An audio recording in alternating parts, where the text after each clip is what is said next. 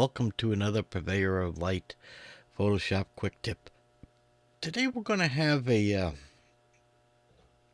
quick and easy way of matching color tones between two images that you want to composite. For a lot of people, color theory and matching colors and that is a very difficult subject to grasp, and understandably so. What I'm going to present you here is an absolute beginner's quick and easy way to get a good result in matching colors. Okay, so here I've got a very cool, lake with ice in it, and then I have picked a very summertime hot scene here with this lady, and you can tell I've gone to extremes. Okay, and I did this deliberately for the purposes of this demonstration. So let's go ahead and put these two images together. So, well, the first thing I need to do here with the lady is I need to isolate her from the background. And to do that, I'm just going to use Photoshop's select tools. We're going to go up to select subject, and then I'm going to go to select and mask. And Photoshop's done a very good job. We're going to decontaminate the edges, and we're going to output to a new layer mask. So I'm not going to spend a heck of a lot of time perfecting the mask, because the purpose of this video is to show you how to match colors easily.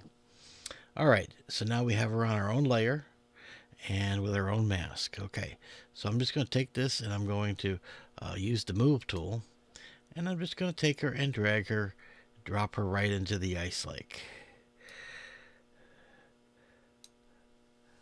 Okay, and I'm not even going to bother to scale her down because I want you to be able to easily see on how she just doesn't match here, does she? You can tell the extreme differences of the cool picture background of the mountain lake and her. The colors just aren't even close to gelling together. And that's the whole purpose of making believable composites, is how to make two pictures that were taken separately in different times, different ways, and to try to make them more believable in a composite. So let's go ahead and see what we can do. I'm going to select the background layer. Actually, I'm not going to. I'm going to stay on her, and what I want to do is I want to just concentrate on the luminance. In other words, the brightness. All right. So she's obviously too bright for the scene, so I'm going to put a curves adjustment. I'm going to clip it to her. Okay.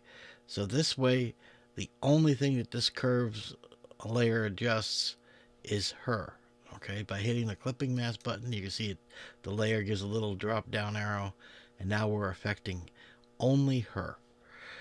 So I grab a curve and I just drop it down, and what I'm doing is I'm trying to just worry about the brightness. Okay, and we can always come back and do some adjustments after that. Okay, so there she is, super bright, and I've taken her luminance down. All right, now we're going to worry about the color, okay? Because believe it or not, in a scene, whatever scene we're in, the background, the subject picks up those tones and gets reflected back onto the subject. So we're going to do that. We're going to take a duplicate copy of the background, Command or Control J, and we're going to drag it and put it way up on the top. Okay, so it's on top of everything.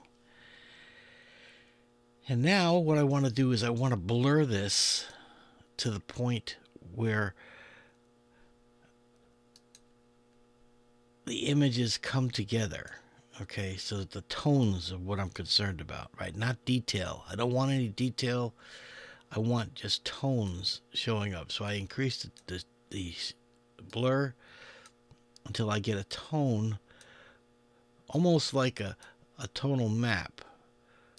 Okay, and there, I think that's pretty good. Okay, so now we have our tone uh, image, and now what I want to do is I want to limit that tone just to her as well. So I'm going to right click on here and set creates clipping mask. And now you can see the blurred image here. This is where she is in that image. And you'll notice the tones are the same tones of the mountain lake.